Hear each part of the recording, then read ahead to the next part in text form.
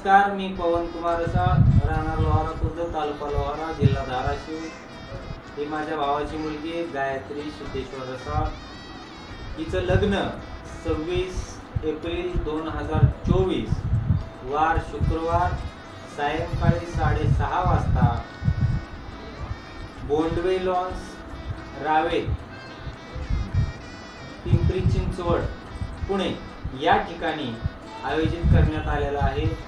तरी गावातील व परिसरातील सर्व पै पाहुणे, नातेवाईक, मित्रमंडळी सर्वांना आग्रहाचं निमंत्रण आहे की आपण रसाळ परिवारातर्फे या आमच्या आमंत्रणाला मान देऊन तिच्या लग्नासाठी अवश्य यावे।